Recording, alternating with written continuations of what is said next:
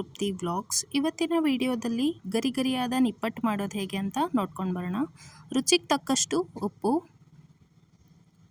1 ಕಪ್ಪಷ್ಟು ಪುಟಾಣಿ, 3 ಸ್ಪೂನಷ್ಟು ತುಪ್ಪ, 3 ಸ್ಪೂನಷ್ಟು ಕಡಲೆ ಹಿಟ್ಟು, ಹೆಚ್ಚಿರುವ ಕರಿಬೇವು, 2 ಸ್ಪೂನಷ್ಟು ಖಾರದ ಪುಡಿ, 1 ಸ್ಪೂನಷ್ಟು ಎಳ್ಳು, ಸ್ವಲ್ಪ ಹಿಂಗು, 1 ಕಪ್ಪಷ್ಟು ಕಡಲೆ ಬೀಜ, 2 ಕಪ್ಪಷ್ಟು ಅಕ್ಕಿ ಹಿಟ್ಟು.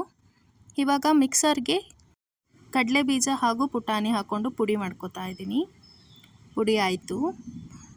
ಇವಾಗ ಒಂದು ಪಾತ್ರೆಗೆ 2 ಕಪ್ಪಷ್ಟು ಅಕ್ಕಿ ಹಿಟ್ಟು ಹಾಕ್ಕೊಳ್ತಾ ಇದ್ದೀನಿ, 3 ಸ್ಪೂನಷ್ಟು ಕಡಲೆ ಹಿಟ್ಟು, ಹಾಗೆ ಖಾರ, ಎಳ್ಳು ಮತ್ತು ಕರಿಬೇವು, ರುಚಿಗೆ ತಕ್ಕಷ್ಟು ಉಪ್ಪು, ಹಿಂಗೆ ಹಾಕ್ಕೊಳ್ತಾ ಇದ್ದೀನಿ. 3 ಸ್ಪೂನಷ್ಟು ತುಪ್ಪ ಹಾಕ್ಕೊಂಡು ಈ ಥರ ಕಲಿಸ್ಕೊಳ್ಳಿ. ಇವಾಗ ನಾವು ಪುಡಿ ಮಾಡ್ಕೊಂಡಿದ್ವಲ್ಲ, ಆ ಪುಡಿನ ಸೇರಿಸ್ಕೊತಾ ಇದ್ದೀನಿ. ಮತ್ತೆ ಒಂದು ಸರಿ ಮಿಕ್ಸ್ ಮಾಡ್ಕೊಳ್ಳಿ. ಸ್ವಲ್ಪ ಸ್ವಲ್ಪನೇ ನೀರು ಸೇರಿಸ್ತಾ ಗಟ್ಟಿ ಹದಕ್ಕೆ ನಾದ್ಕೊಳ್ಳಿ.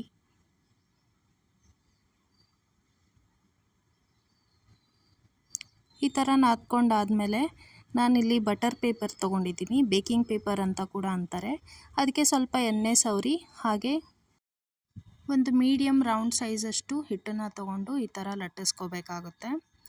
ಸ್ವಲ್ಪ ದೊಡ್ಡದಾಗಿ ಲಟ್ಟಿಸ್ಕೊಂಡ್ರೆ ಆರಾಮಾಗಿ ಇದರಲ್ಲಿ 3ರಿಂದ 4 ನಾವು ಮಾಡ್ಕೋಬೋದು. ಇದಕ್ಕೆ ನಮ್ಮ ಶೇಪ್ ಕೊಡೋಕ್ಕೆ ಇಲ್ಲಿ ನಾನು ಕಪ್ ಯೂಸ್ ಮಾಡ್ತಾ ಇದ್ದೀನಿ.